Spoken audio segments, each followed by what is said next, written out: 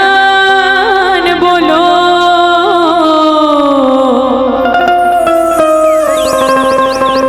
भजन बोलो भगवान की जी मना मुलित पाप मिट जाए हो कि भजन बोलो लकड़ी जल कोयला बने प्यारे कोयला जल बन रहा ये मानुष तन ऐसे जल भैया वो तो कोयला बने न राख हो कि भजन बोलो पाव जान पन्ही मिले प्यारे करम जाने ससुरा और भाग्य जान बिटवा मिल भैया वो तो गया पिंडा पराए जी कि भजन बोलो। पहले सियान मोमन जीवन के वास्तविक और सार बात न बतावे कहा का कि बर और पीपर के पेड़ ला कभी नहीं काटना चाहिए और मौले आमाला तो कभी भी नहीं काटना चाहिए काबर बर काटे बेईमान है संगी पीपर काटे चंदा और मौले आमाला जिन्हें काटे भैया नहीं तो पावे मनुष्य अवतार हो मुरली वाले कि तुर मुरली दे कैसे बाजे भोला बजवे आया सोदा जी की लाल हो कि भजन बोलो। हम सब साली की सेवा देते भजन में आनंद लेते गावन और गावन का मैया मम्मी तान बट पानी ओढ़िला हवा संगे पानी आगे घुर गया ढीला मैया मम्मी तान बट पानी ओढ़िला हवा संगे पानी आगे घुर गया ढीला हवा संगे पानी आगे घुर गया ढीला हवा संगे पानी आगे घुर गया ढीला ये गुडल पड़ गिरा हरे हरे माटी की चोला गुन पड़ गए ये गुडल पड़ गिरा माटी की चोला गुडल पड़ गई गुडल पड़ गिरा माटी की चोला गुडल पड़ गई।